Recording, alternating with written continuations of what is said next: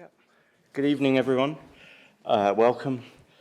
My name is Gregor Muir. I'm Director of Collection for International Art at Tate, and also the curator of the recently opened Warhol exhibition at Tate Modern, which was created by my esteemed colleague, Fintan Moran, who also joins us this evening. Just a word to the Tate exhibition, which is open for the next 6 months. It's been an extraordinary adventure, one that would see travels to Slovakia, Ellis Island, New York, Pittsburgh, Zurich. Working on Warhol research over the years was not easy, especially given all the myths and mistruths put out about Warhol, mostly by Warhol. While one depends on essays and important publications, such as the catalogue raisonné of works produced by the artist during his lifetime, there nevertheless comes a moment when it occurs, why isn't there a book on Warhol that accurately sets out the entire arc of his life? Well, that moment has come with the release of Warhol, A Life as Art. I hold the book up here.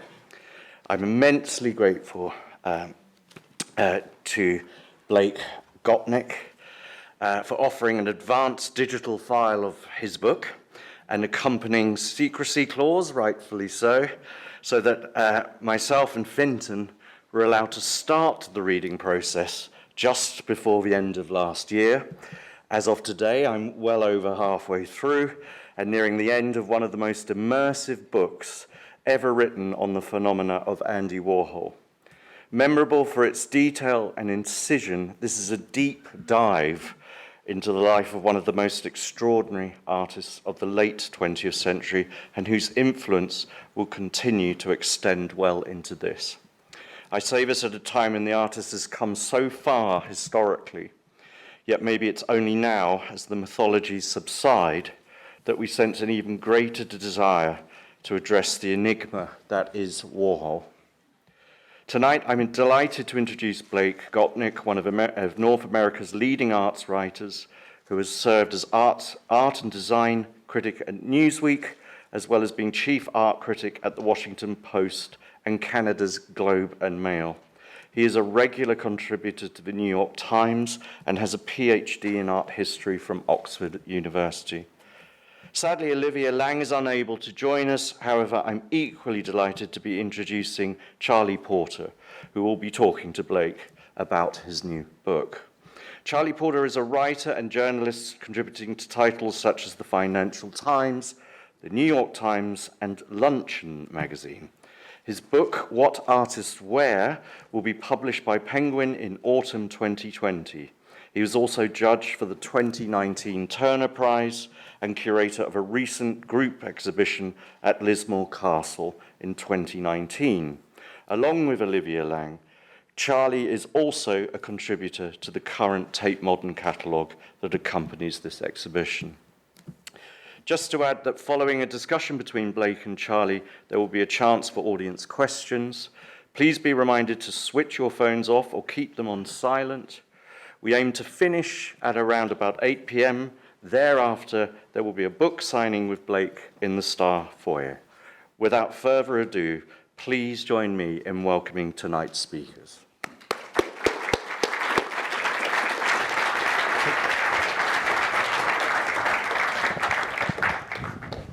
Thank you all for coming this evening, and I pass on Olivia's apologies as well. So we are going to talk about writing on Warhol and what it means to write on Warhol. And also, by talking about writing on Warhol, we can also then think about what it means to think about Warhol in general, because part of Warhol's work involves this kind of engagement with the viewer, with the spectator. For sure. So we're going to talk for about 45 minutes or so, and then we're going to open up to questions. So please be ready with questions. We'd love to have like a really great conversation. So Blake, can I start by asking, what did you think of Warhol when you were growing up? What was your...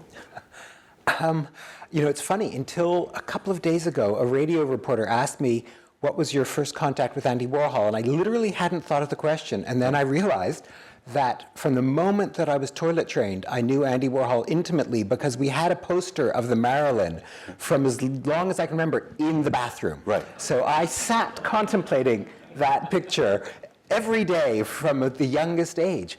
And in fact, since then I've realized that I actually went to his very first museum exhibition in Philadelphia at the Institute of Contemporary Art in 1965. I'm afraid I don't remember it because I was 2 years old, but I just suddenly realized I had to have gone because my parents went, and my parents were so poor and there were so many children that they would just drag us all along. Right. So I had early contact with Warhol, none of which, of course, I remember. Yeah.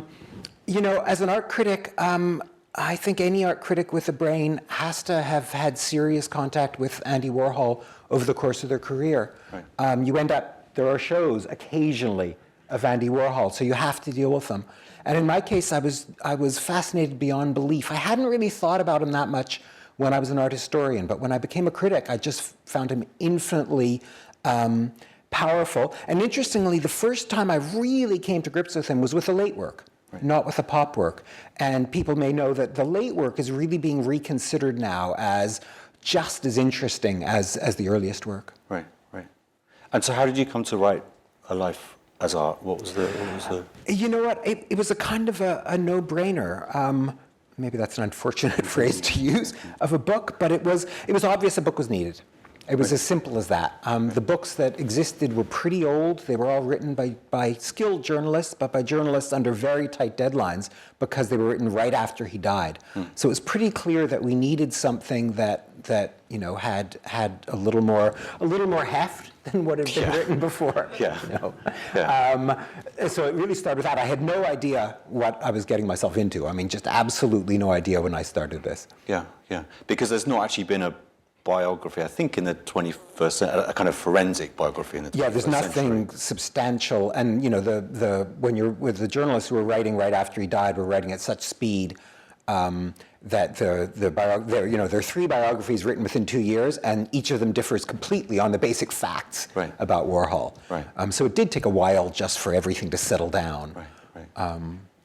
When you started the book, did you have an idea of what you thought the book would be, or did you have a kind of, did you set out to do something with the book, or what was the...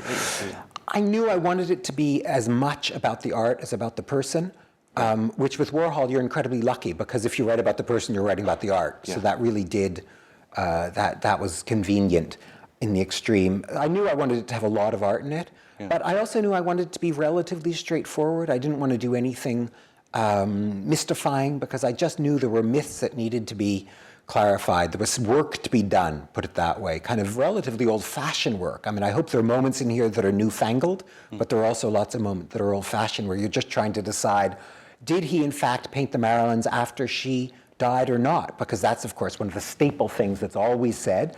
And there's virtually no evidence that he did, and some pretty decent evidence that he actually did the Marilyn first. But then, of course, when she dies, the only story he's going to tell is that when she died, of course, he felt that he had to represent her. That's a Warhol, a ready-made Warhol story. Right. But, you know, all of those kind of things, it turns out virtually nothing that anyone said about Warhol could be taken at face value, and nothing Warhol said about Warhol could be taken at face value. In fact, the weirdest thing about writing this book, and I think it makes it different from other biographies of artists, is that, or other biographies, is that he is the single worst source on his own life, right? Normally, the one person you can trust is the person themselves, right? If they leave you documentation, you think, well, at least that I can trust. You know, I can't trust his lovers, I can't trust his friends, but here's the man talking. And he deliberately set out to foil people like me. I mean, that was central to his mission in life, was to make my life impossible. Yeah. Did you, was it kind of a masochistic like pleasure in that, or did you realize how much that was there at the beginning, or like was there? Not at the beginning, no. If I'd known at the beginning, I don't know what I would have done. But it did, but it made it much more interesting. I mean, it really calls into question, you know, issues that every smart art historian or art critic should be dealing with. I mean, we quote artists' words far too much. We know we quote artists' words far too much, but it's irresistible to say, you know, Francis Bacon's paintings mean X because he said X. Right. And we just can't resist it. luckily Warhol deliberately says such dumb things about his own art that you're forced to abandon them. And I argue that was deliberate on his part, because he comes of age at just the moment when biography was being questioned and the whole intentional fallacy becomes a concept. And I think that he was aware of that and decided to foil the intentional fallacy by being such a dumb basket of intentions, by expressing intentions that were just so ridiculous that you couldn't pay attention to them. Right. And also another thing as well is that because it's the first forensic biography in the 21st century, it's the first biography that really looks at his sex life, his love life, his queerness as well, and does it with an ability to be like really open about it and to really talk about it with honesty. With honesty, without having to sneer as well. I mean, it's a complicated balance. People talked about his gay life, but it was always, even gay men often had felt sort of weirdly uncomfortable. It's just nice to be straightforward and to say, this is what it was to be gay, these are the men he slept with. I mean, one of the myths I was really keen on demolishing, which I think is a homophobic myth, is that he was asexual. Yeah. And I know of 13 men he absolutely, definitely slept with. Yeah. And you assume that means he slept with rather more than that. It's not a huge number, but it's a decently, it's not an embarrassingly low number of people to have slept with, considering especially that he had steady boyfriends at various times. So his time for playing around was relatively limited. Yeah. So he was a fairly normal sexual human being. But it seemed like the way that you talk about it seems like he had a low sex drive, but high kind of engagement with boyfriends and men, and like there was kind of like real desire, but then actually just. I don't know what it means to be. I mean, we do have I'm sorry if I don't want to get in too much detail here, but we do have an obsession with penetrative sex, and it's clear that wasn't high on his agenda at various times, though there's good medical evidence that it was high enough on his agenda at various times. But he certainly got involved. I mean, let's just be direct here. If you're taking pictures and running off and masturbating in the bathroom, that's sexual. Yeah. That's having a sex drive. Yeah. So he wasn't. No, I mean, I think he had a drive, but it was as everything with Warhol, it was different from other people's. Right. Yeah. So let's talk about how you went about writing. We're on the same. How you went about writing it. Like, so you can only write this book by having the approval of the archives, right? I mean, to do this sort of work. Yeah. So how did you work with the archive? And can you talk about what the archive is like and the specifics of the Warhol? Yeah, with huge pleasure. I mean, the Warhol Museum, I have to say, knew a book was needed as well. Right. So very, very early on, in fact, from the word go, I was in discussions with them, and so they collaborated as much as anything, not on the writing of the book in any way. It's not an authorized biography, but certainly in giving me access, it was just amazing. I came along at a really lucky moment. I mean, people have probably heard vaguely about the Andy Warhol archives. They probably have heard more than anything about the so-called time capsules. 610 or 9 or 12 boxes, depending how you count them, in which he just stowed everything you can possibly imagine. The story goes, and it's just, you have to say, every time you talk about Warhol, you have to say, the story goes, because it's all so unreliable, that in 1974, they were moving offices. That's not a story, that's true. And Warhol had his old papers from the 50s and the early 60s stored in boxes that were too big to carry. So one of his assistants said, I'm going to go out and get normal banker's boxes to put all these in. And the assistant said, and they'll be kind of time capsules. And apparently Warhol jumped at that and said, oh, time capsules, I like that. So what happened before 1974, every old receipt for, fancy eclairs had been kept on Warhol already. That got shoved into time capsules. And then after that, more or less every day, there'd be a box next to his desk, and he'd sort of just throw everything that was on the desk into a time capsule. So there's 610 of these things filled with amazingly important documents about, the contracts between Warhol and the Velvet Underground, and insane trivia that you never want to look at in a million years. The napkins he stole from the Concorde, so it's this insane mix of things.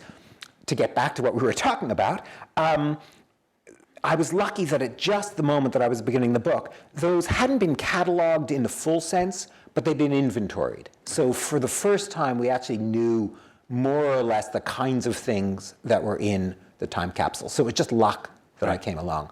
What people don't know is the time capsules, my guess is, represent maybe half the archive.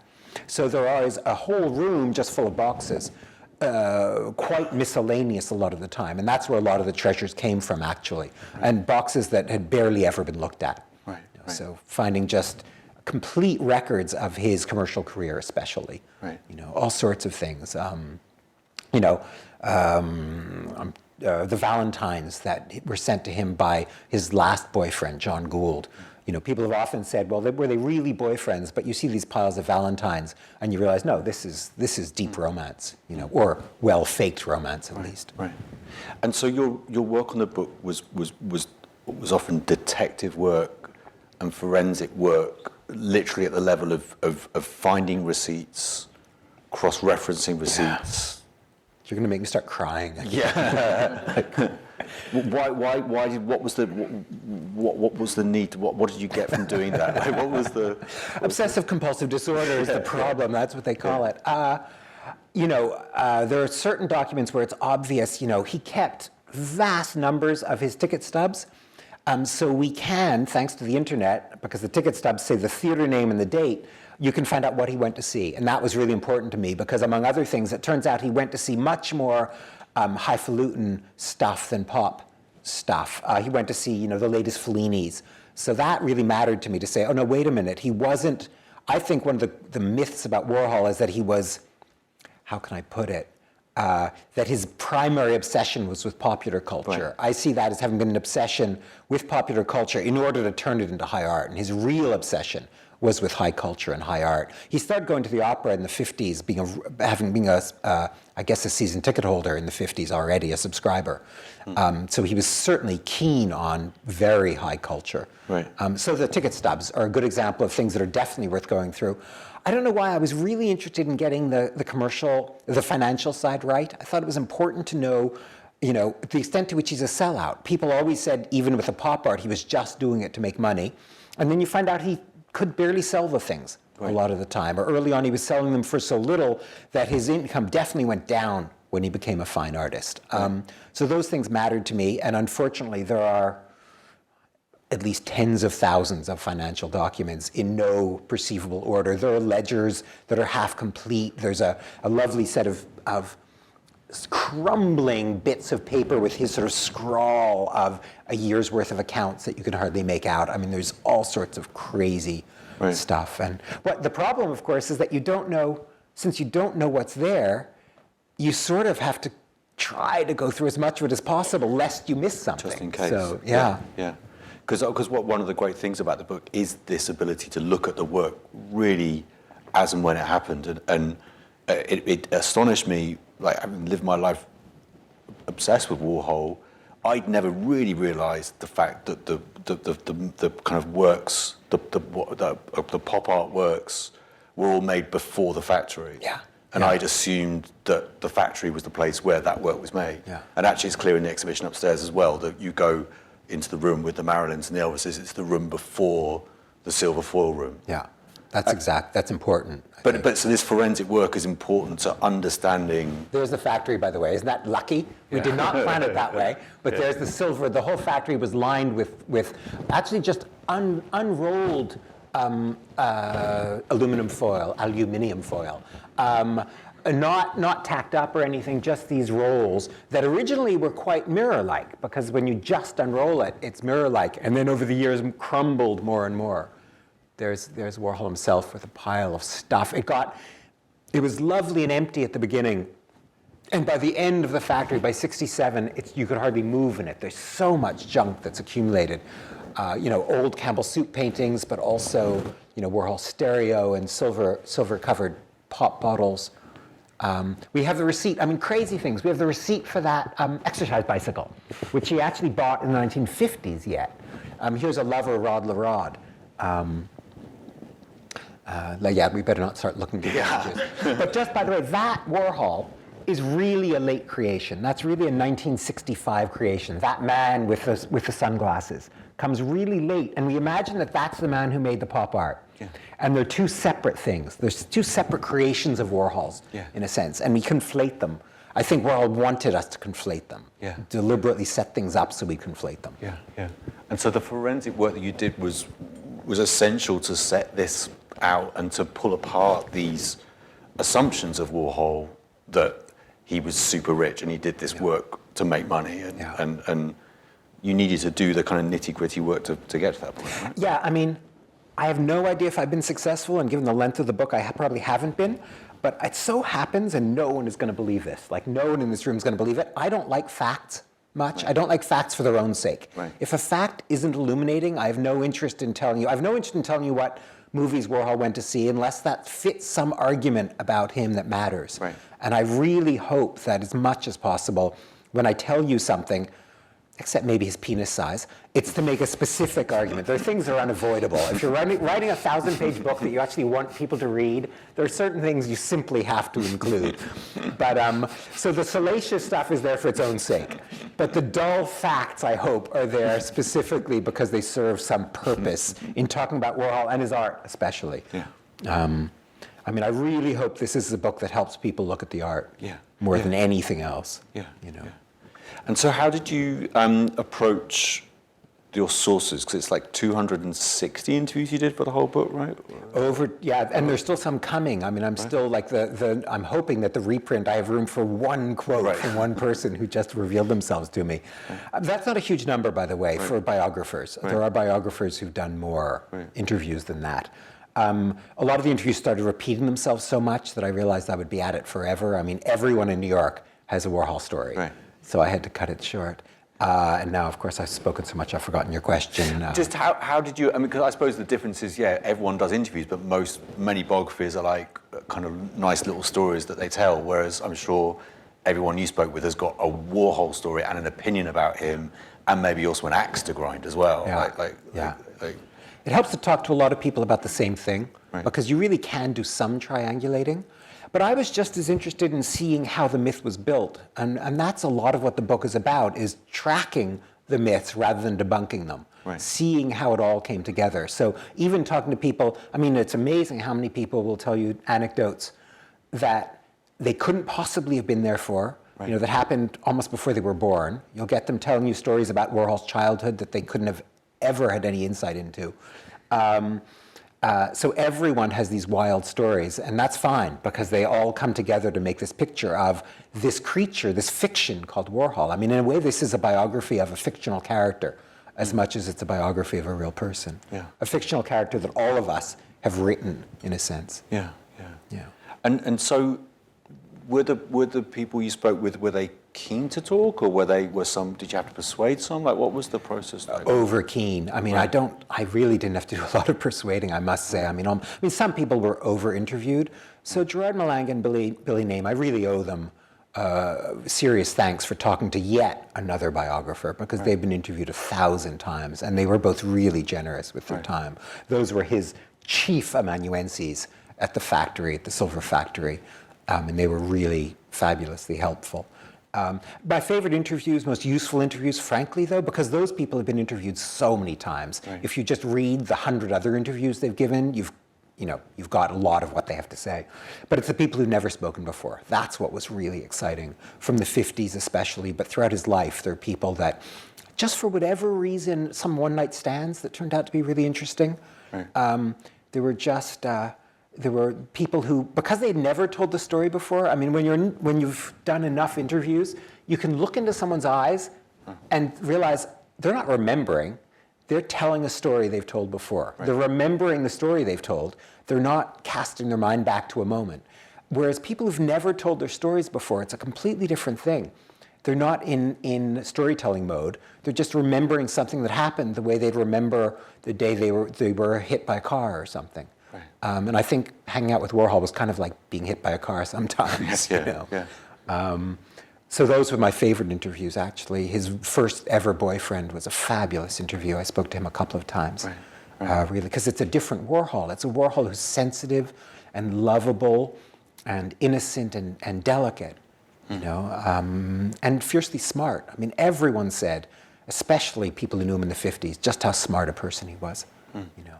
And you do make the point that actually that Warhol was there all the way through it. Yeah. It just is that it's so much else covers it, and he also doesn't do anything to stop people believing this other side, right? And I think he becomes so invested in the idiot Warhol. I love this picture because this is one of the few pictures where I think you can sort of see him as a normally intelligent person, right? There's nothing, it's partly because it's taken by an old Pittsburgh gay friend, Dwayne Michaels, who's a very great photographer, and I think there was a certain maybe comfort level in that.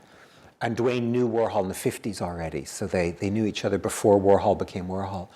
But Warhol, you know, I think, started buying his own self-image, or at any rate, was too invested in it, so he just wouldn't reveal his intelligence. Even to people I think he was quite close to and saw frequently. I think he became so habituated to hiding his light under that bushel that it got harder and harder for him to ever reveal it, you know. And why do you think he did that? Was it literally just because this work was taking on this life, that this thing called pop, that he then saw this role within it? What was the? Well, I think on the one hand it was really smart because, you know, I say Warhol was fiercely intelligent, and lots of people say the same thing, have said the same thing, but he wasn't a good talker. Yeah. Right? His intelligence wasn't propositional. He wasn't an Oxford Don, right? So when he talked, even when he talked seriously, it was strange talk and kind of unimpressive in rhetorical terms. So by not talking at all, by pretending to be dumb, he avoids seeming dumb in a strange sense, right? He's so dumb that it's kind of irrelevant to even talk about his intelligence. Whereas if he'd just done his very best to muddle through, he would have been sort of disappointing. Right. So I think that's a big part of it. And I think he wanted the work to speak for itself. I think he really did buy into the new critical model of the 40s and 50s, that the work should speak for itself. So he was happy to refuse to speak for it. I think that is important. Yeah. He was sophisticated, and I think many sophisticated artists realize that speaking for their art is a big mistake and won't get them anywhere. Yeah. And also this thing with language as well, and one of the great things in the exhibition is the film of his mother talking. Yeah. The mother never, she didn't speak English, did she? Well, I mean, in that video, she does. Interestingly, there are moments where she's speaking half decently. She spoke well enough that there are people, monolingual English speakers, who said she was smarter than Andy, so they had to have some way of finding that out. Right. Her English was halting, but I would say she was probably a superb communicator one way or the other, but it was pretty halting. Right. Yeah. But he came, and she lived with him until her death, through all these years of pop art, and then into the 70s, and so his home life involved non-English speaking as well. So there was almost like an outsiderness with language as well. I think that's right.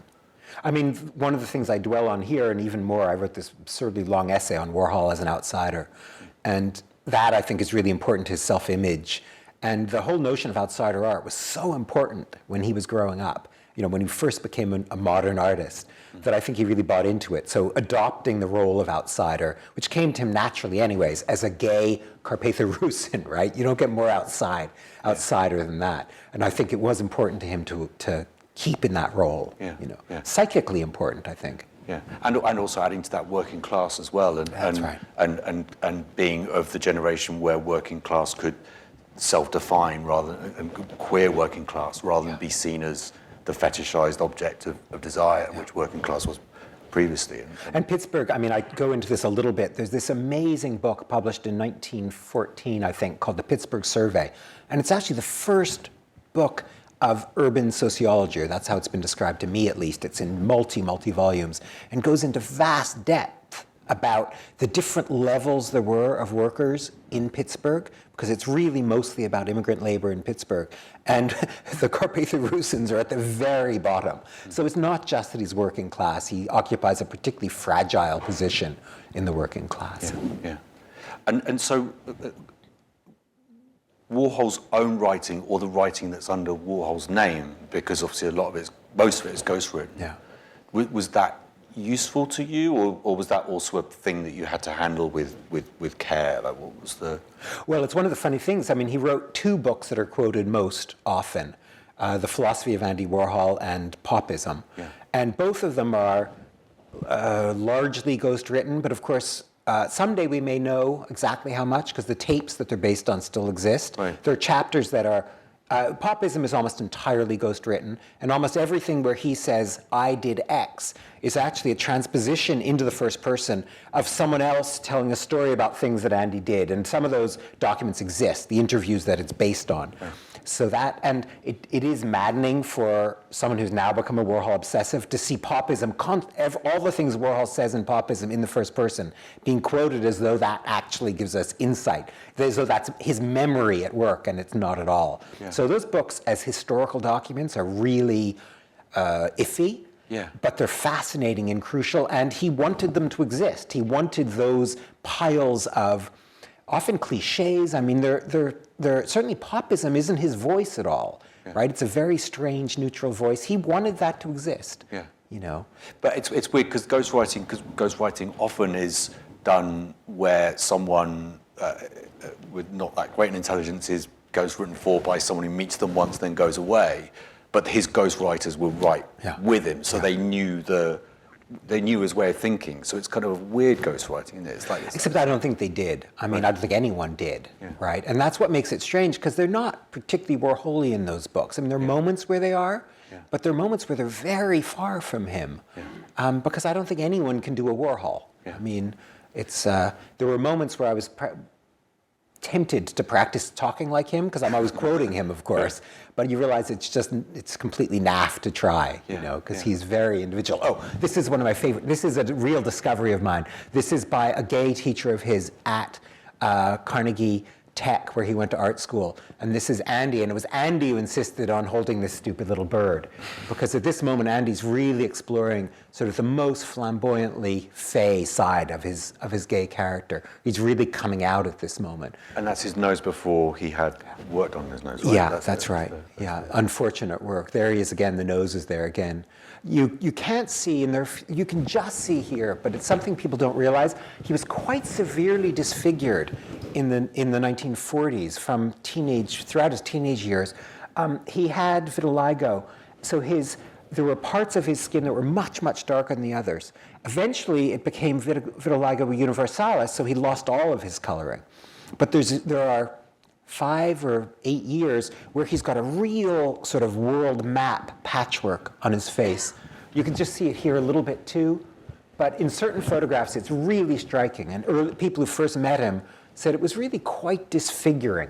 So I don't think we really realize that, because so few of the photographs show it properly. Right. And so much of his distance from people might also be a kind of desire, a kind of inbuilt kind of shyness from childhood. I think people who have those kind of conditions often, especially if it's on your face, yeah, I think it does make you step back, you know. You can see it a little bit there. The cats, I went into far, far, far too much detail about exactly how many cats he had, because there's so many myths floating around about the cats that I really got forensic on the cats. So I recommend skipping pages, 462 to 473, unless you, like me, you're a cat lover, I'm afraid. I'd go into the social history of Siamese cats in 1950s New York and what it meant to be a Siamese cat. Yeah. I love these photographs, because this is who Warhol really was in the mid-50s. He's incredibly nattily dressed, right? This is the height of the newest fashion which came over from England, right? The sort of Edwardian lapel. Mm-hmm. And there are articles from that time about this new style. And these are actually color photographs in the original color slides. And he's wearing this beautiful colored tie. And I think this may still be his hair, but it may be one of his first wigs, which were kind of very modest. And here's his mother, who was quite stylish. That's the other thing. People imagine that she's sort of the classic Eastern European babushka, but she was actually quite a stylish woman. Yeah.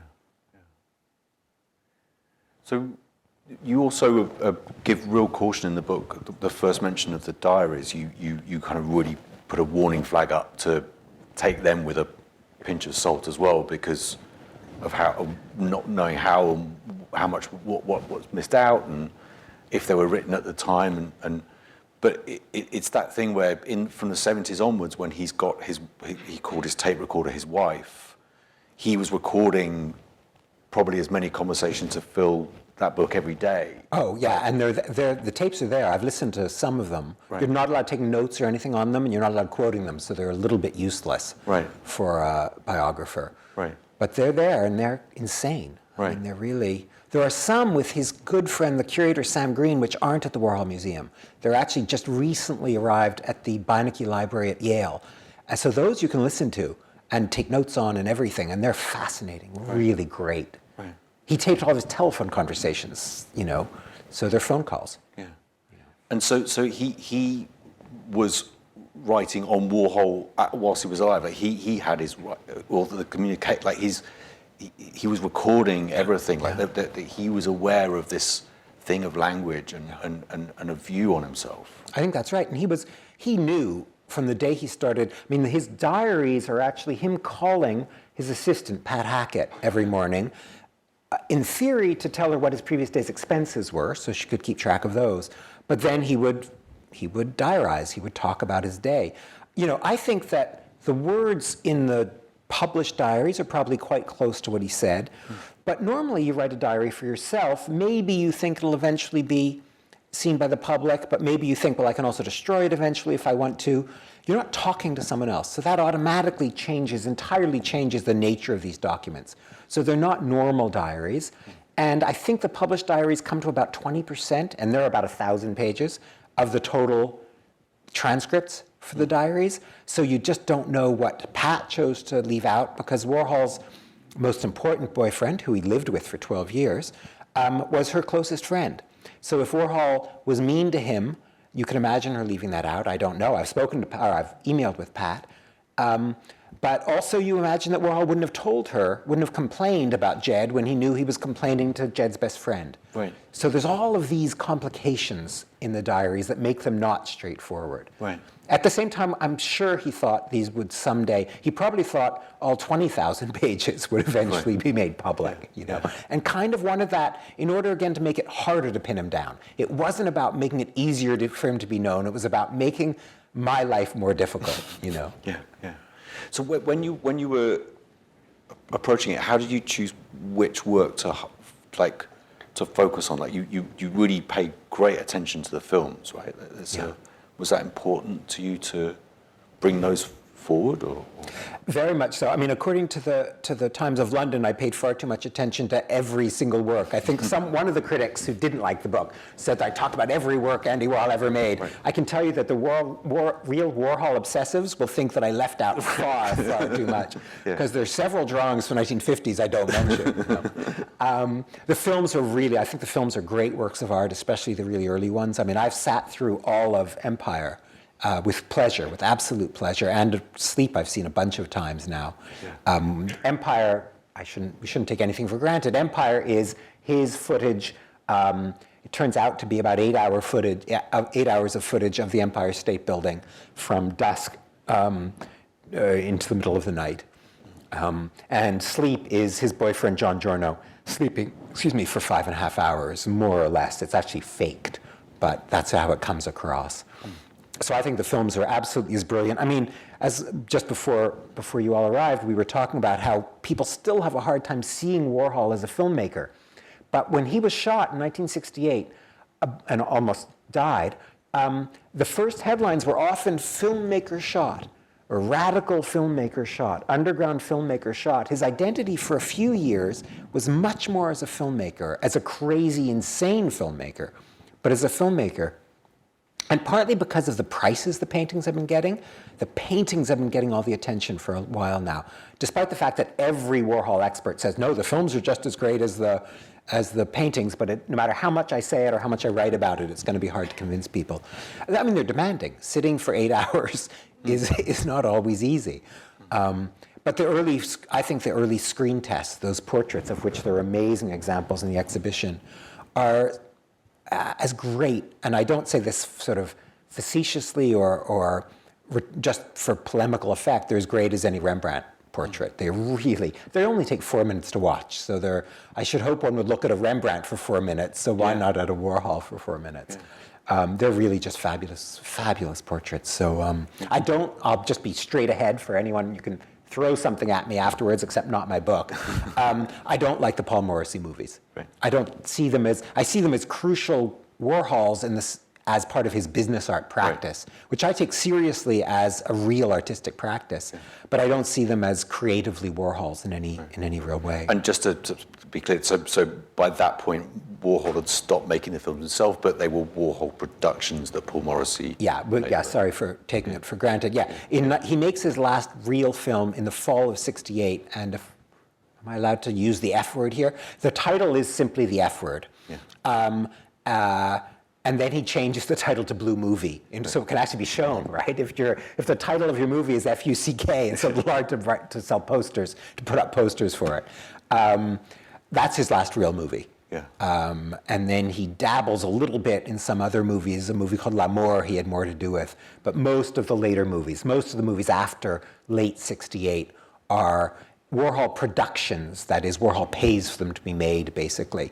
And they're directed entirely by his collaborator, Paul Morrissey, who is one of the few interviews that failed, because Paul Morrissey has strong views, shall we say, about Andy Warhol and what a cretin Andy Warhol is. So here, this closest collaborator probably hates Warhol more than anyone in the world. So at a certain point, I have to admit, I had to put down the telephone. Because my eardrum was about to burst from Paul's intervention. But the films are really great, and there's far more information about them to be winkled out of the archive than I could, because that's something there's a lot of documentation about. And so in Warhol's midlife, which is then his last years, but it should have been his midlife. Right. Which is important to remember. Yeah. Did you find that you were writing about a different man in terms of like post-shooting, and also just as a man entering midlife and the changes that brings? Yeah, I hadn't even thought until this moment, the fact that I'm in midlife, did that affect my writing about him? I have to admit that I found him a less sympathetic creature. I mean, I'm not interested in the Studio 54 shenanigans particularly. I mean, they're interesting from the point of view of a historian, but they do repeat. Right? I mean, he does the same thing a lot in the 1970s. He's never dull, right? Even when he's being an idiot, he's a really interesting idiot.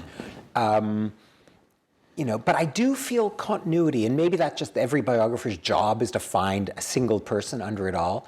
But I do think, and one of the things that I think has been most neglected is that Warhol was fundamentally a conceptual artist, I think. In some really profound sense, and he continues to be that right through. He's a ferociously intelligent conceptual artist from '61 onward, I would say, and maybe even from 1948 onwards. And above all, he just wants to be interesting. He does not want to be dull. That, I think, for him, and it's a classic modernist move, right? It's the most make it new, that cliche of modernism. He really ingested I was going to say with his mother's milk, but possibly because she's a really interesting figure too. She's a real avant-gardist, I think. But then in college, it's so powerful for him.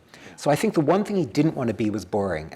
And there's never really a dull moment in his art making. There's bad moments, but there's always something new that's fascinating. I mean, as I've said before, one of my favorite things in the Warhol show is this crazy project he did where he simply, as a work of art, vacuumed the gallery. He vacuums the gallery and then signs the dust bag.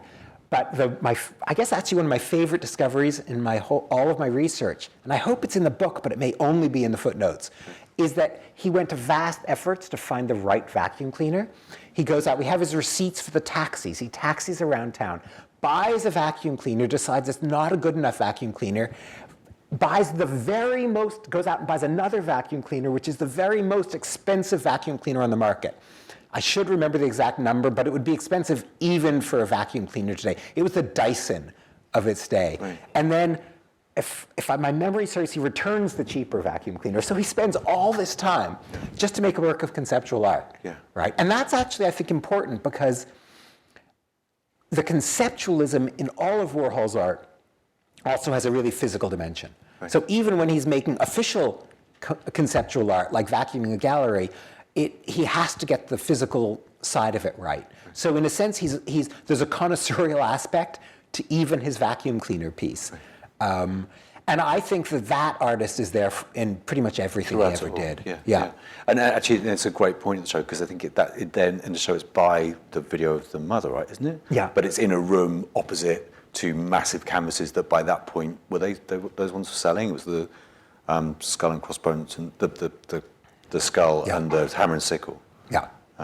So they really kind of counteract this idea of Warhol being this kind of big selling artist. With Memo for artists in the audience: skulls don't sell all that well. Landscapes sell.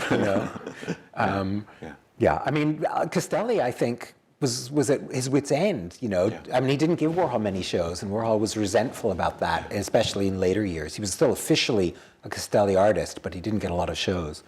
It took the d'Art Foundation, the most daring art body in New York, to really support the Shadows, for instance. Right. 102 paintings that are called the Shadows, but you can't see what they're shadows of. And we do know now that they actually are shadows, and he lied about them. He told people that they were shadows of penises, and you think, well, I've never seen a penis that could cast that kind of shadow, right? And then he called them disco decor, which is just absurd. There's a great picture, and I don't think anyone's ever noticed this before. There's a famous picture of him in the shadows just after he's hung them, and he's got a big spirit level, about 3 feet long, and it just so happens it's sticking out of his lap when he's being photographed. And no one's, as far as I know, ever commented on the fact that he's got a meter stick sticking out of his lap as he's talking about them as disco decor. That's a classic Warhol gesture, I think. And one of the great things as well throughout the book, you talk about the number of times he buys art, and he buys art from really, really young and difficult, and they're not easy artists like Chris Burden and exactly. I mean, that was one of my I've listed about 10 favorite discoveries now, but that was one of them. The receipts for his art collecting includes Chris Burden, who's most famous. Some of you probably know the work, if not the name, for having himself shot, for having himself crucified on a Volkswagen, literally crucified. So he was as radical a performance artist as possible, and Andy bought sort of mementos from the performances. He bought Joseph Kosuth, the most radical, I shouldn't say radical, the most serious of conceptual artists. Andy was at his first ever show. In fact, Joseph Kosuth may be, unfortunately, the source of our obsession with the 15 Minutes of Fame line, because early on, he was one of the first people to notice it and reproduce it as a line. And in fact, there's some evidence that Andy wasn't the first person to say that, in fact. But once everyone said, as Andy Warhol always said, in the future, everyone in the world will be famous for 15 minutes, he couldn't object anymore, and he appropriated it for himself. But yes, back to collecting. He had one of Richard Serra's first props, which are these vastly heavy lead objects that lean into the wall. Things you just would not have imagined Warhol collecting. Now, he also collected insane numbers of stupid cookie jars. And I mean, there is nothing he didn't buy. Sure. But the thing is, the art he bought, he didn't buy bad art. He didn't, and it kind of like shows the seriousness of his own work. You wouldn't have that eye. And that's who he wanted to be included with. And he was. I mean, the criticism in the 1960s of Warhol is often really phenomenally smart. And the smart critics all realized that he was a really interesting artist and that he was part of that school, as it were. I mean, the Campbell soups that we take for granted now as great works of art were received as non-art, right? Those Campbell soup paintings, people said, this is clearly not art, it's clearly not painting, there's simply nothing to look at, they have no formal properties.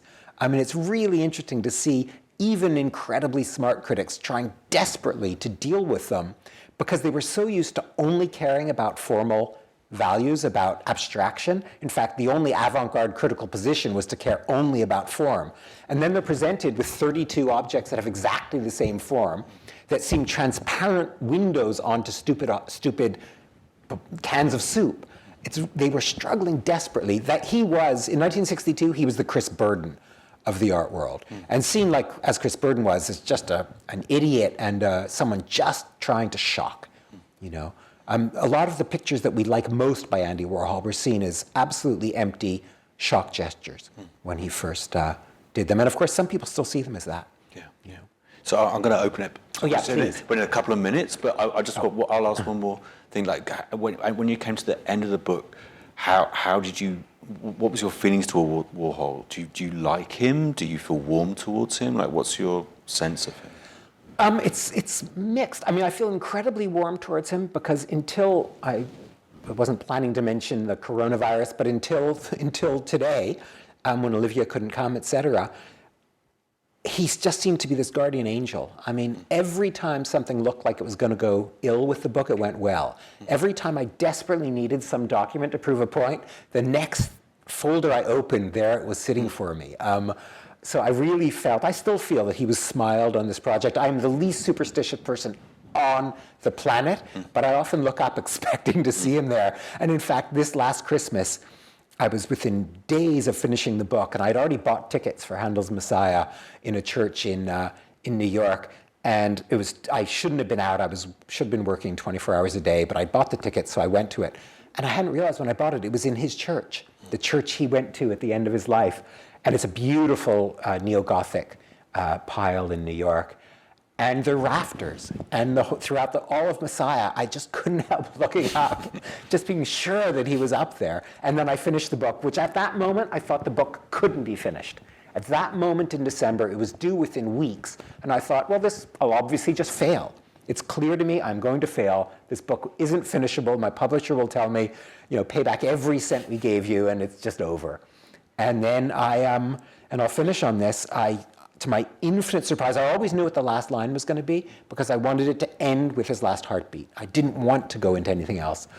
And so when I wrote it, I knew it was literally the last end, and I just collapsed into tears. I just was a basket case when I wrote that last line. I was actually crying in genuine sorrow and laughing hysterically. I was completely hysterical, a basket case. And my wife was a photographer, did me the unkindness of photographing me in that state. So there's a series of pictures of me just red-faced and completely out of control as I finish this thing. But no, I think he's a great, great artist. Sometimes a bad person, but I'm sometimes a bad person too. Mostly he was actually, I think, a decent human being. Not a saint, but certainly not a devil, you know? Yeah. He was nice to the people he liked. And people, not just that. He was nice to good people. I think, generally speaking, he was nice to people who deserved his attention and his generosity. And he lived his paradox on the surface rather than buried the paradox of who he was. Like it was there. It's there. Yeah, I think that's right. And there he is in a nice casual moment. I mean, that in a way is, I think, who he kind of was. But there are probably people in this room who knew him. I'm sure there are. I know several who are here tonight who will disagree with almost everything I've said. There's going to be someone in the room who says, no, he was a great saint, and someone else will throw something at them and say, no, he was a devil. And both things are probably true. Yeah. Okay, has anyone got any questions? You have to wait for the microphone. Please wait for the microphone. Okay, so we'll start at the back up there. And please ask questions if possible, and so that we can actually answer them. So just building on your final remarks there, why do we care? I mean, maybe my question's a little provocative, but you've stressed very much the mythologizing he went in for. Other language can be used for that, like he lied all his life about everything. It doesn't matter, to make a judgment, it seems to me. So in a way, what you said this evening is all around the intentional fallacy. Do we need to have a biography? Why can't we just look at the art? Two reasons. One is because I think, as we said, but maybe not as strongly as I sometimes do, he was very self-consciously from very early on turning himself into an absolutely central art supply. So you can't, I think much of the work you can't understand outside of the man, that his self-creation as the maker of the work. I mean, one of the things that happens is, it's true that all the important pop art is made before he gets to the factory, but he does start just making it again and again.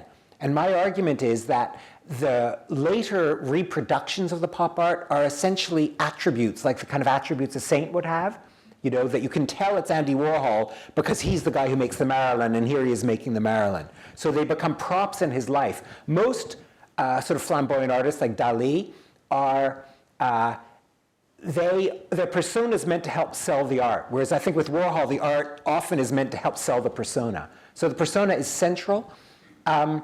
And I mean, all I can say is I hope that when people read the book, a lot of it is about the art and why the art gets made and the social context for its making. I mean, I was trained as an art historian in the 80s when the social history of art was very important. And I do think that you understand a lot more about art when you understand its social context. So a lot of the book isn't even about Warhol. It's about what it meant to be gay in Pittsburgh in the 40s, et cetera. So given that he's part of the social context for the art, I think there's a reason to learn about him.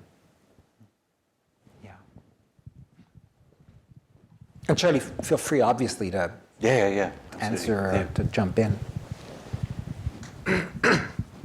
Thank you, Blake. It's the perfect book for when we're going to be self-isolating, I think. From your lips to Also, God's ears. Would you to tweet that out right now, please?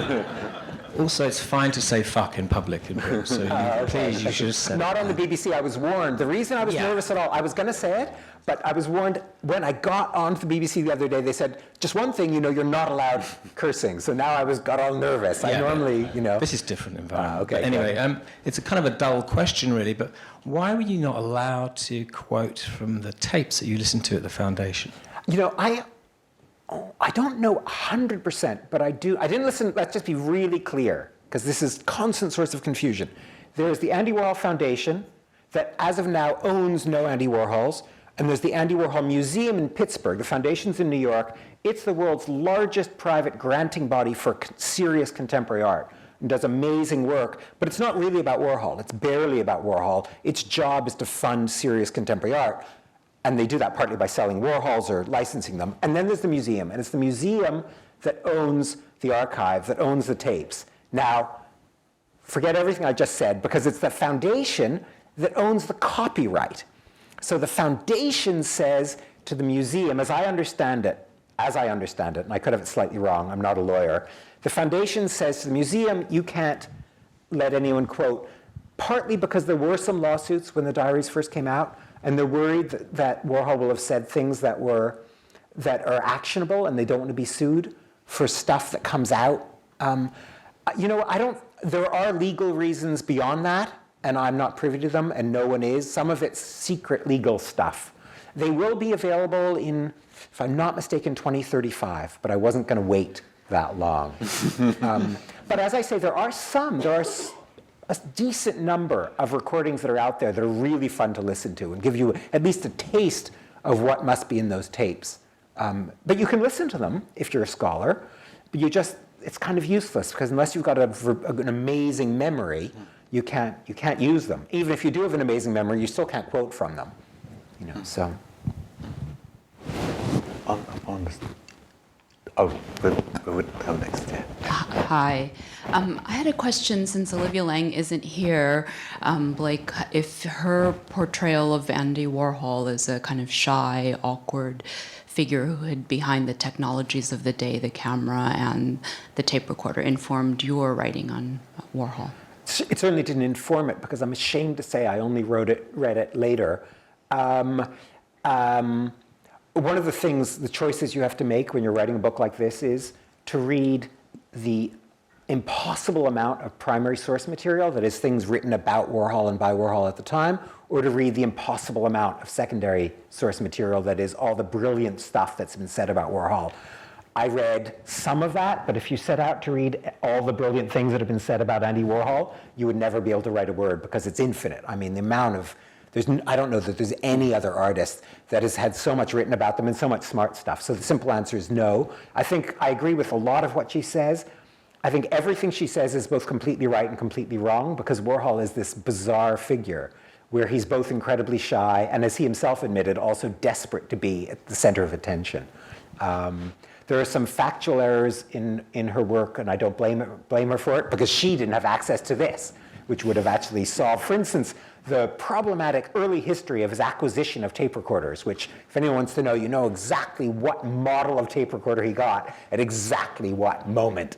By the way, an apology to anyone who has bought this book and wants to see the endnotes. There's been horrible technical glitches. They're supposed to be online. They couldn't be printed because it would have required another 400. There's 7,351 endnotes go with this book, and it would have required a book larger than anyone could ever print.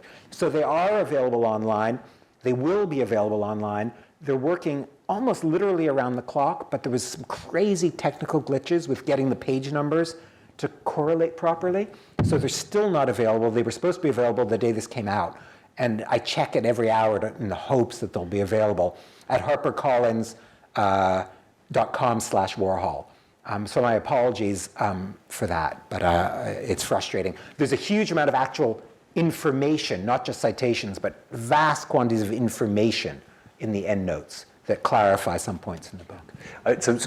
Just to say that we were going to, if Olivia was here, I was going to frame the conversation about the different ways of writing on Warhol, because there's writing where you go forensically for to find out the information, and then there's more impressionistic writing, which isn't looking for every fact of everything. And so there's Olivia's work in The Lonely City, where she talks about him in terms of loneliness.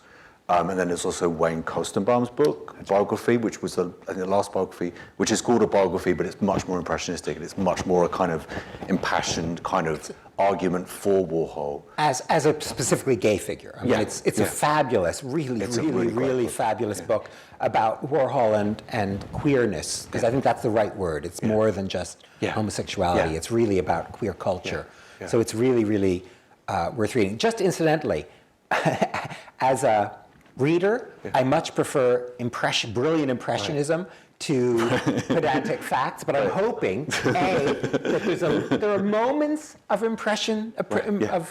brilliant impressionism in this, but I also hope it'll be really useful for people, so that because all impressions are built on facts, have factual claims that they make casually, and I'd just like to see some of those be more accurate. You know? But it's fascinating that as an artist there are these two paths of writing, and the way that he's written about it is it's either like you do one or you do the other, and that seems to be how writing on Warhol goes. And then there's connoisseurship. I mean, there's what are we at, 7-volume catalogue raisonné, which is really much more than a normal catalogue raisonné. It's just, it's a complete catalogue of his works, but it's full of juice as well. So that's another example of that.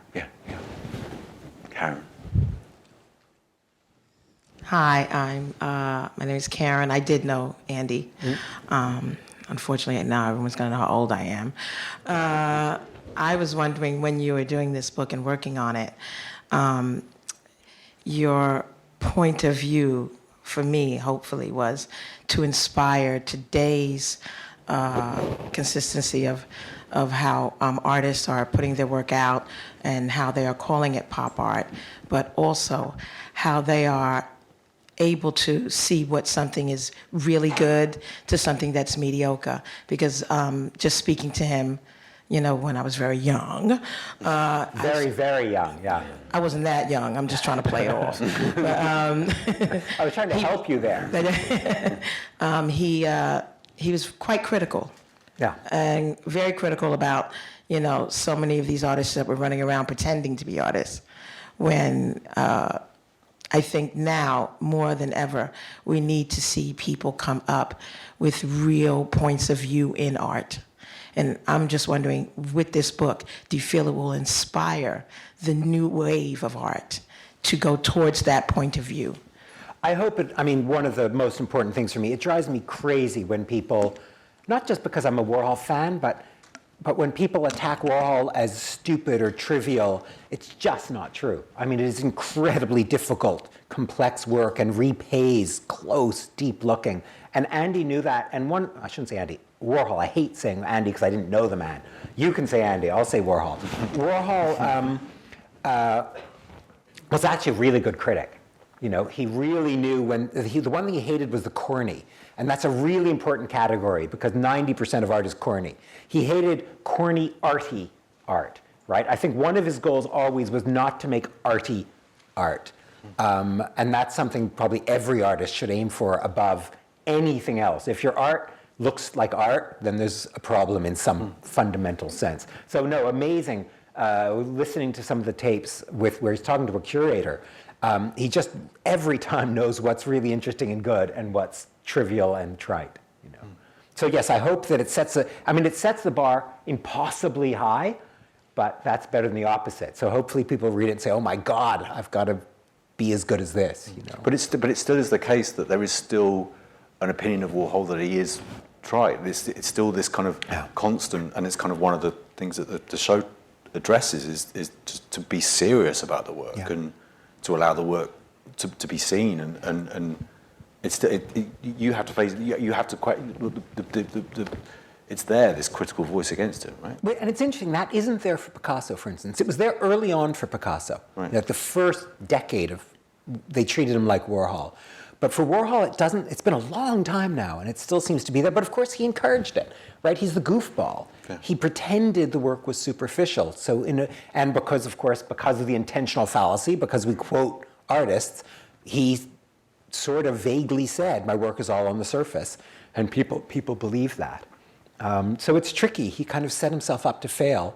But by doing that, he succeeded. It's a strange situation. And also the path he took, and pleasure in the path he took, like doing the show with MTV, in midlife, I'm guessing completely outraged or confounded people, and given further ammunition to those who didn't take him seriously. And of course, a lot of the really good work was barely seen, right? So when we're talking just sort of objects, right? The camouflage paintings, the Rorschachs, a lot of those things were barely seen, often barely seen in New York especially.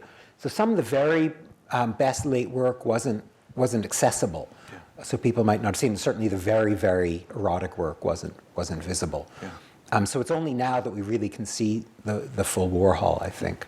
Yeah.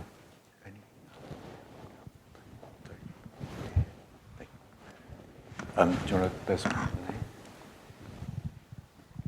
I'll try to answer more succinctly so we get through more questions.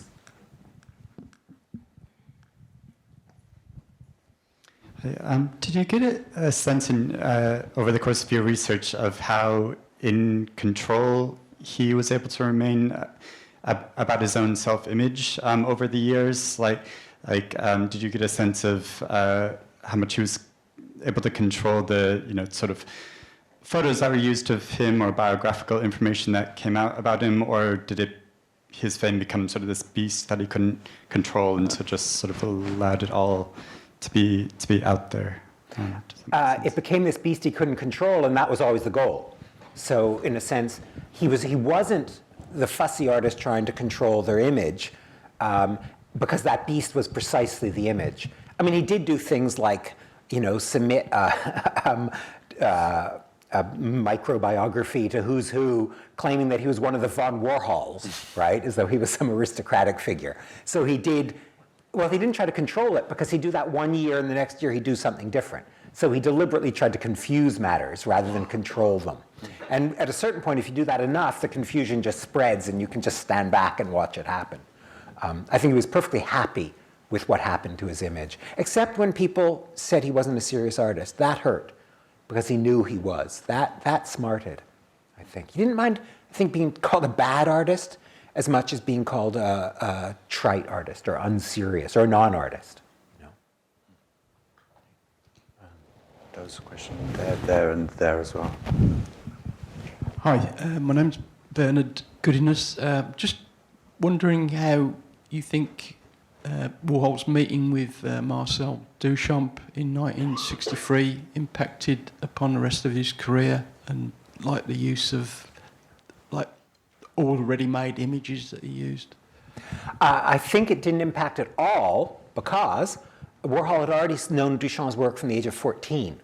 So Warhol was Warhol was a deep Duchampian. I mean, the one flaw, as it were, in my argument for Warhol is that, as a great, great artist, is that he couldn't have existed without Duchamp, but almost no one could exist without Duchamp. And I actually believe someone attacked me in print because they said everything Warhol had been done by Duchamp, and that's not true. They're very different artists. Warhol's a Duchampian artist, but they're wildly different in what they actually achieve and what their goals are. But Warhol, I mean, there's this amazing gallery, but by pure chance, for 5 years, from 1941 to 46 in Pittsburgh, that shows Duchamp. The owner of the gallery owns one of Marcel Duchamp's boîte en valise, which is a a box full of reproductions of all of Duchamp's work. So Warhol would have seen that. There's even an anecdote that I don't tell in the story because it's so iffy, that Warhol may have stolen something from it as a teenager. And it turns out that at his college, at Carnegie Tech, in the art department at Carnegie Tech in Pittsburgh, they were obsessed with Dada, which you wouldn't expect in the 1940s. 2 of his classmates do MA theses on Dada. One is Picabia, and the other was on Dada itself as a phenomenon. So you wouldn't expect that. It turns out that that was a live topic for those few years. So he knew Duchamp backwards and forwards, was, I think, incredibly happy to meet him. And of course, that show would have given you exposure. This was a show in 1963 in Los Angeles when Warhol goes to show his Elvis paintings. At the same time, Marcel Duchamp's, I guess, first ever retrospective or first American retrospective is on. And Warhol would have seen that. So I think he would have been incredibly happy and inspired, but he would have known Duchamp backwards and forwards already. He certainly had bought his own Boîte en Valise before going to that show. He owned one of these collected works of Duchamp's already at that point. So there's your answer, yeah. Do you want to go one ahead, one in front there? We should play Stump the Chump here for a minute. Come ask me a question I can't answer. Oh, well, I'm going to ask questions that you can answer, actually, probably. But thank you so much for your talk today and for passing your enthusiasm on. I'm very excited to see the show when we can. Just 2 questions. One is, how long did it take to create such a detailed biography? I'm curious about that. And then secondly, before we've read your book, if we were to go and see the show, what would you want us to focus on or take away? It sounds like you've been able to see the Tate Modern show already. Thank you. First question is simple. It took about 7 years from inception, somewhere between, it's hard to say exactly where things start, something like 7 years. And when they ended, I'm still working on it in a way, because the endnotes were just finished.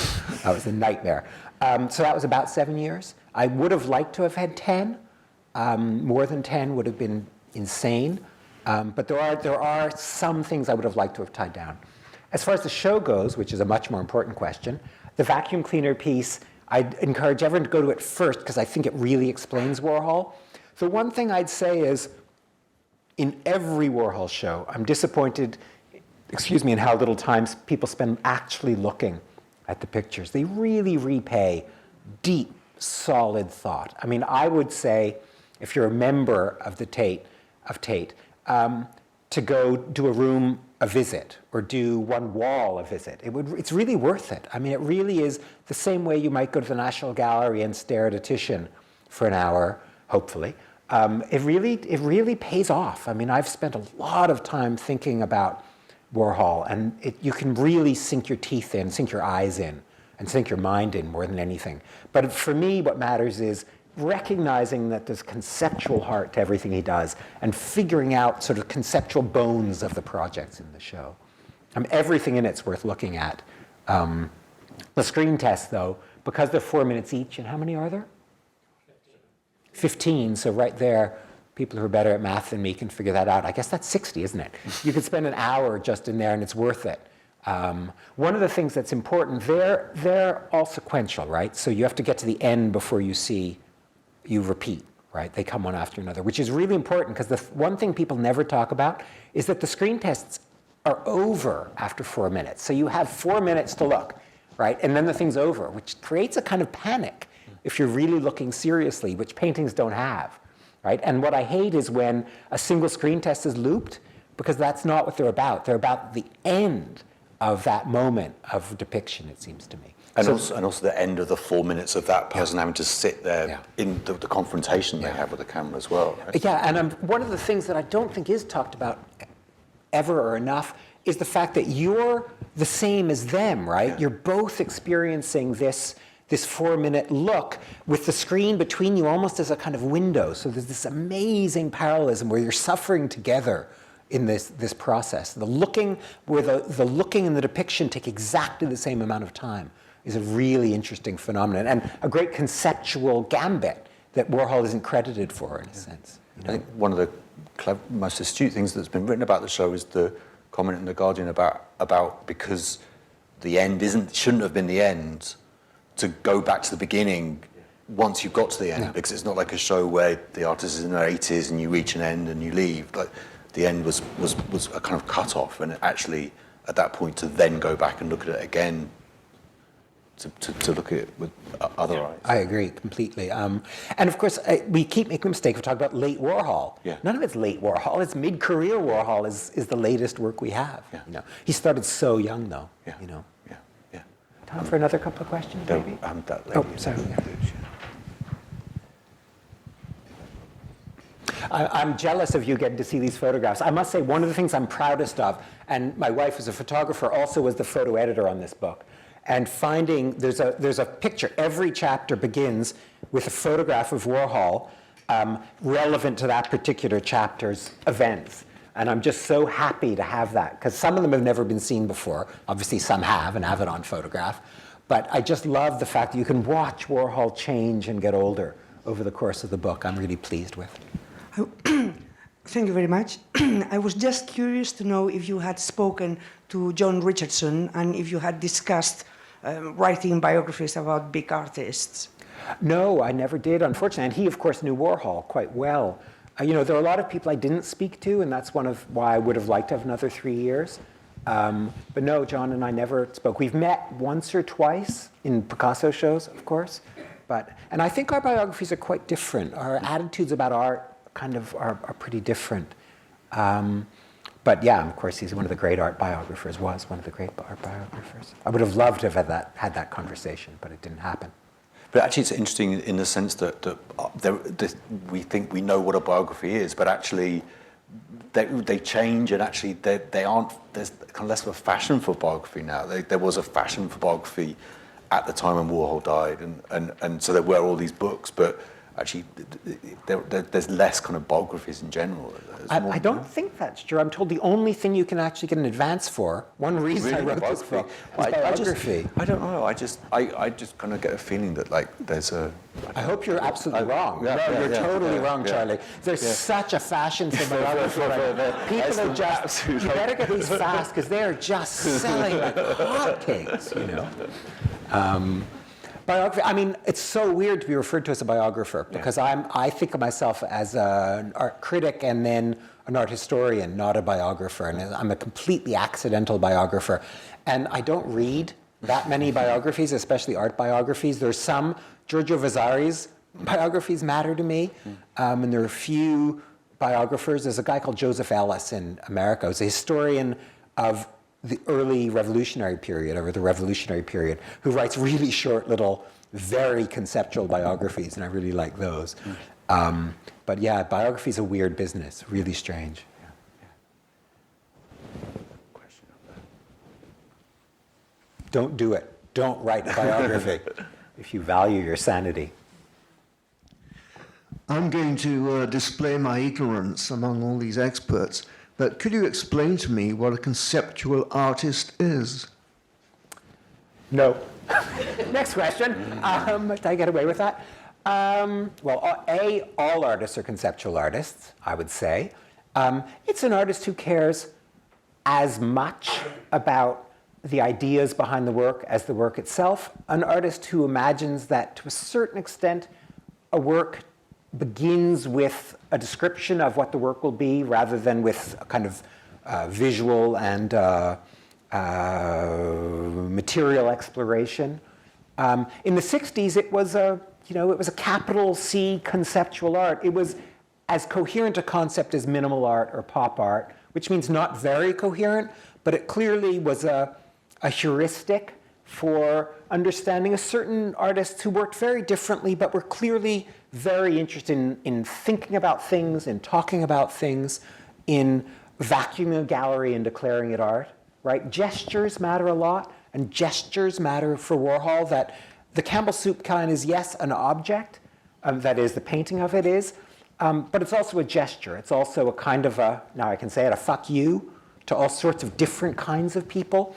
It's just saying, I'm doing this. So Duchamp, of course, is the grandfather of all conceptualism, and Warhol's a Duchampian. So just saying, I'm going to declare a painting of a stupid can of Campbell's soup a work of art, that's a conceptual gesture. And then it turns out that it pays out in aesthetic qualities too, as all conceptual art does. All conceptual art, or virtually all of it, is way more aesthetic, even in the kind of paper you choose to write your concept down on, than it pretends to be. There, that's my pitiful attempt. But I am no expert on conceptual art. Thank you. There's a question right at the back. Oh, in the very back corner, yeah.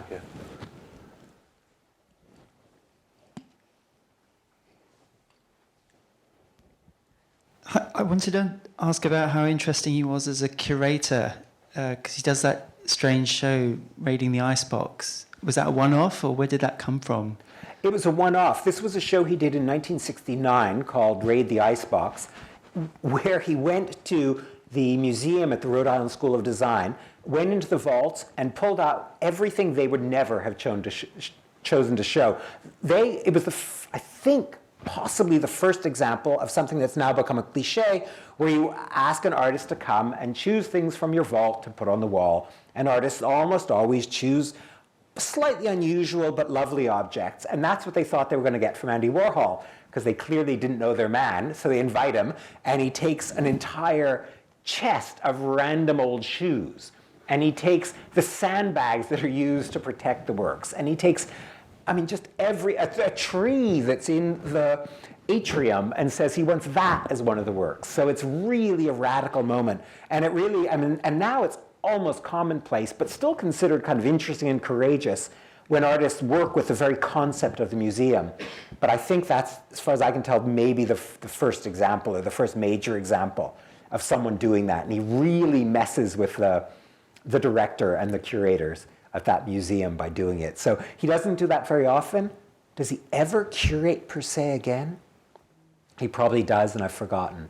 And there's probably some obvious example. But it's an amazing project, and I write about it in some great detail. And then the thing tours with all these works, and there's a great, I spoke to the curator of the museum in New Orleans when it came there, and he told me wonderful stories about what it was to curate that show of Warhol's. A really great project that, people know about it, but it deserves to be, it's almost as great as the vacuum cleaner piece, I'd say.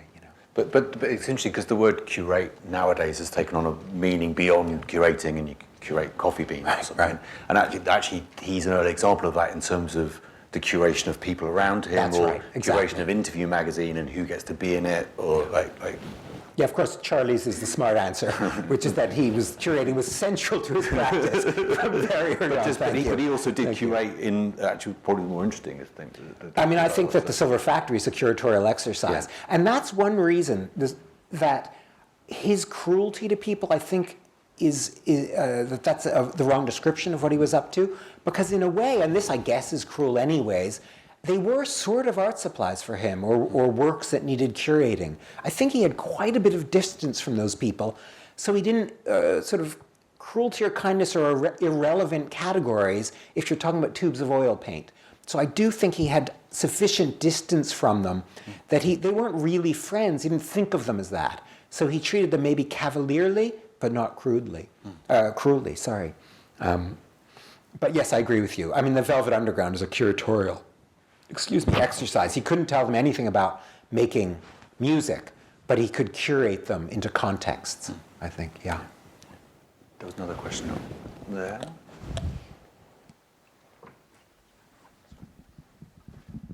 Thank you. Hi. You mentioned Paul Morrissey, and you can kind of imagine a younger version of Paul Morrissey today who's on the internet being a right-wing troll kind of thing. Right. Because Paul Morrissey did become a right-wing troll, just incidentally. But then you also talk about this highfalutin moment in the early 60s where he's hanging out with people like Emile d'Antonio, who is I think he's a member of the Communist Party. And Emile d'Antonio, a filmmaker that Andy was very close to. So could you say something about this kind of political spectrum and where Warhol's on it? Or does he move around it, or whatever, I think Warhol, as far as I can tell, my argument is that he was pretty standard lefty liberal. Definitely on the left end of the spectrum consistently throughout his work and his life. He signs what do you call something that many people sign? Petition. A petition. Thank you very much. It's getting late. He signs a petition in support of a man called Henry Wallace, who was a far-left politician running for president of the United States. Never actually ran for president, but was seeking the nomination. And that happens when Warhol is, 17 or 18. And his instincts and his inclinations were always to the left, not far left. And he wasn't, I'm a fairly left figure myself, but I'm not politically active particularly. He was a normal lefty, is what I would say, which was fairly far right for the art world at his time, because there were lots of card-carrying communists, of course. But he was, and the way I can prove this is there are all these thank you notes in his papers from people saying, thank you for donating your work of art, or thank you for donating $25 to our left-wing cause. So it's full of that. And as far as I know, there's not a single right-wing cause that he gets a thank you note from. Maybe they just took his money and ran. But there's no thank you notes that I came across from a right-wing cause. No, he's pretty normally left, is what I'd say. But you could probably say that he was he saw what we have now, which is the politics as entertainment, in terms of his painting portraits of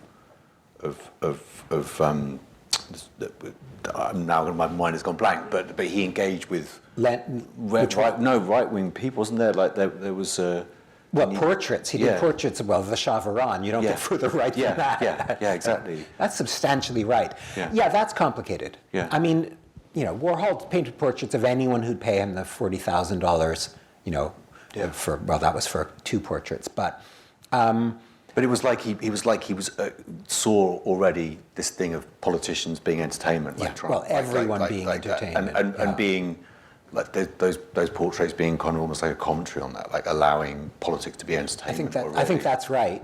I mean, I see those portraits as I see all of the society, the sort of vacant society portraits, as being one conceptual work, and quite critical. I mean, the superficiality of these people is pretty evident, right? Seen en masse, especially. And Warhol, at least in theory, intended them someday to all be shown together.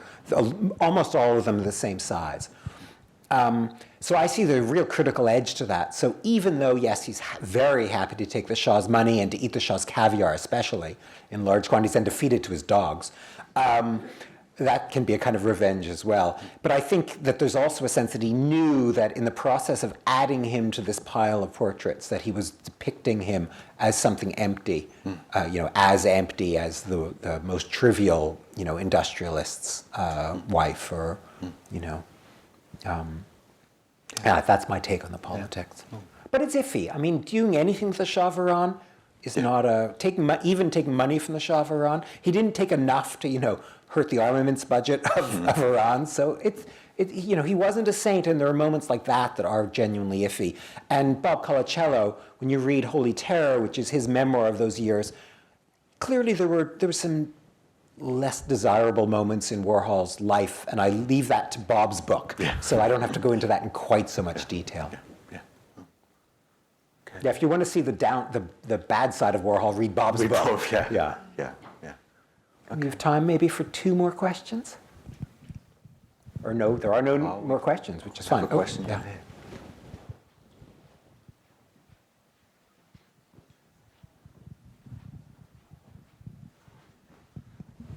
Thanks very much, Blake. So we've seen some pictures of some scars on his chest that he's shown, and you mentioned a shooting. I don't know much about Warhol's life. When was that, and did that affect him very much? Yes, I begin the book with it. The very first words. It was briefly, because I go into it in vast detail in the book. He was shot famously by Valerie Solanas, who was a radical feminist and mentally ill at the same time. Brilliant woman also.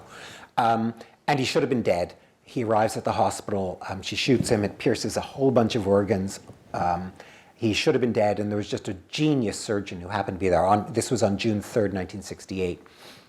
He was, by pure luck, there was an incredibly skilled surgeon who had this is in the days before there was such a thing as a trauma surgeon, but he happened to have experienced with a lot of gunshot wounds because he had worked in Harlem. And he didn't expect Warhol to survive the operation. No one did. And just by pure miracle, he did. And it probably it changed him physically. I mean, one of the things people don't realize, people often know that he wore a surgical truss for his whole life, but the reason he had to do that is because he had a hernia the size of a rugby ball that would protrude. So if it's true that he was less sexual thereafter, that might be something that would give anyone pause before getting into bed with someone else. Though he did, at that very moment, acquire a new boyfriend who he'd lived with and slept with for 12 years. So yes, it changed his life. People probably overemphasized the extent to which he became sort of paranoid and afraid after that. He probably was a bit paranoid and afraid already. And he also becomes more conservative, but the nice thing, one of the things I've discovered, or I emphasize in my book, is that he'd already been going that direction before he was shot. So it's not causal.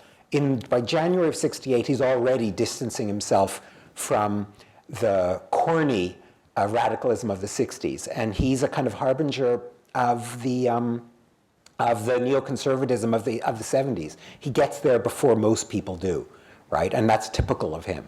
He realizes that 60s radicalism is starting to look tired already, as a fashion at least, and he's getting that by January of '68, and then when he's shot, it certainly accelerates that. But if nothing else, I encourage you to read the first 3 pages, because I'm told that they're gripping. I can't speak for the rest of the book, but I'm told that they're gripping.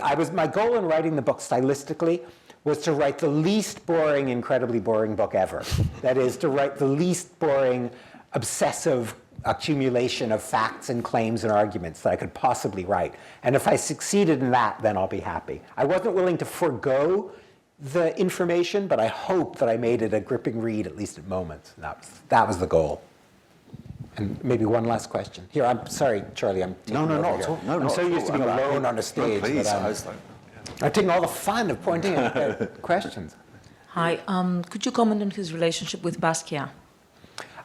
It was close and complicated. I don't know as much about it as Basquiat experts do. I make an argument that Basquiat was, guess what, more of a conceptual artist than people realize, that he's been rewritten as kind of cliched expressionist, and I don't think he was that. When he was a graffiti artist, he was the most conceptual graffiti artist imaginable. So it's interesting that he then becomes something closer to a traditional expressionist. I think Warhol realized the sophistication in Basquiat.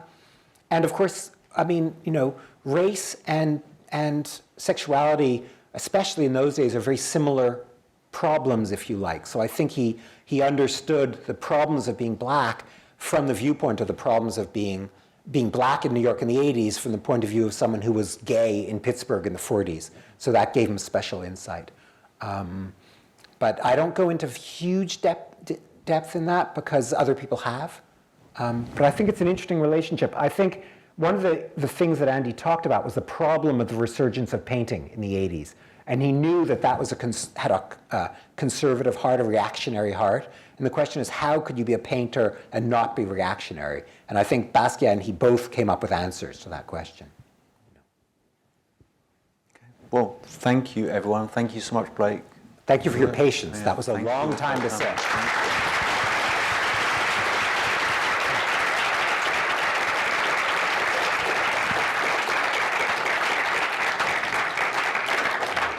And I'll be signing books. Happily signing books.